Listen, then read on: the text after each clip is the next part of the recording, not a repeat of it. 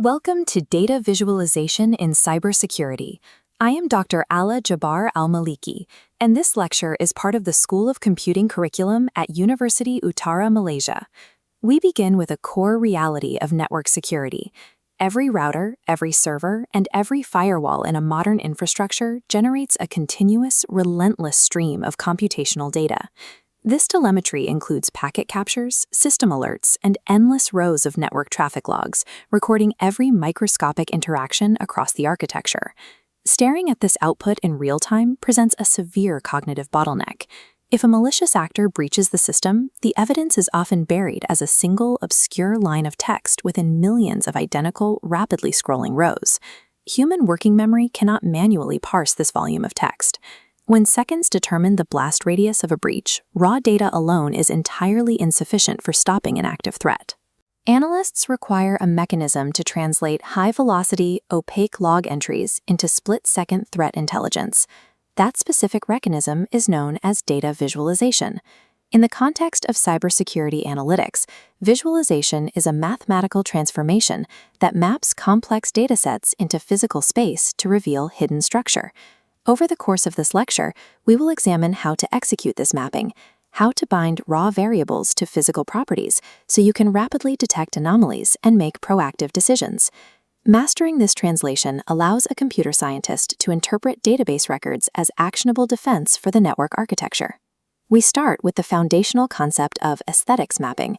This is the process of taking abstract data variables and assigning them to physical visual properties. The primary tools at our disposal are spatial position on an X and Y axis, color, physical size, and shape. Let's look at a standard dataset, a table of network traffic logs. To translate this table into a visual model, we apply a set of mapping rules. First, we assign our target IPs to position. The IP address variable becomes our horizontal X-axis. Next, we assign the quantitative variable of packet size to the vertical Y-axis. We now have a spatial distribution of traffic weight per machine. To layer in more density, we map categorical data, like protocol type, to distinct colors. Finally, we map the frequency of requests to the physical size of the plotted points. By strictly enforcing these structural rules, an analyst can instantly spot an oversized, unusually colored plot point. What was invisible in a 1,000-row table is now an obvious, anomalous traffic pattern. Once we know how to map individual points, we look at association visualization. This technique exposes the relationships and dependencies between different variables in your dataset. To find these dependencies, analysts rely on tools like scatter plots, correlation matrices, and heat maps. This is a two-dimensional heat map matrix.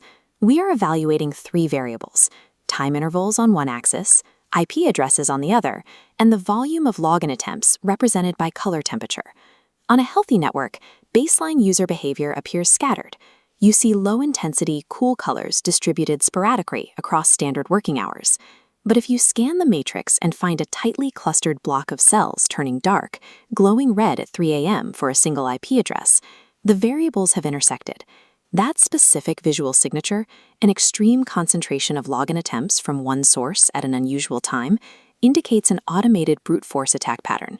Association modeling is highly effective because when independent variables display this kind of dense, localized correlation, it proves a coordinated attack is actively unfolding.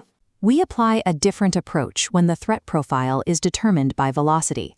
Time series visualization represents data changes sequentially along a chronological timeline.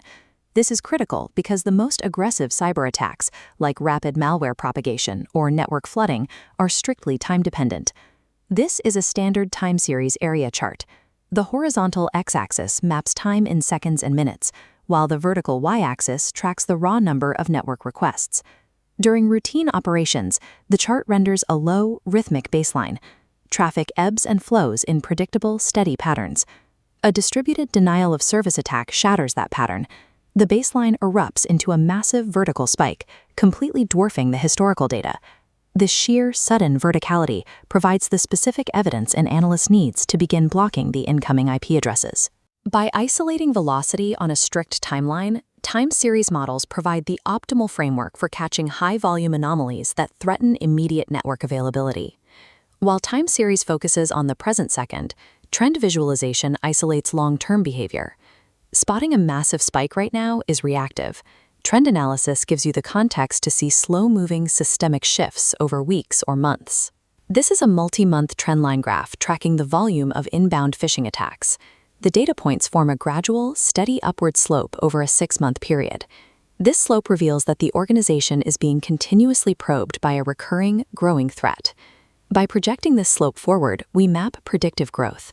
Analysts study this specific long-term geometry to forecast when the volume of attacks will likely breach current system tolerances. Recognizing the pattern early allows the organization to reallocate budget, upgrade email filtering protocols, and train staff long before a major breach occurs.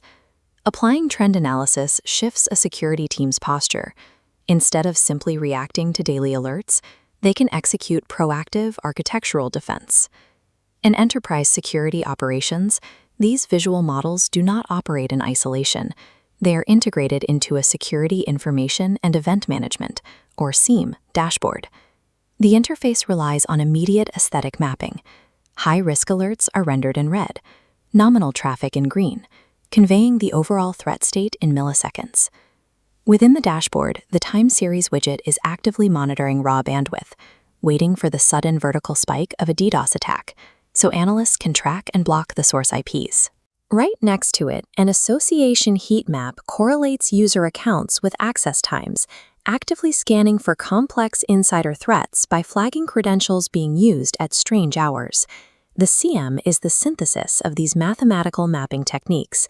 It layers multiple visual architectures into a single, unified command center for real-time threat neutralization. The core thesis of data visualization in cybersecurity holds true at every level of complexity. It is never about making data look pleasing.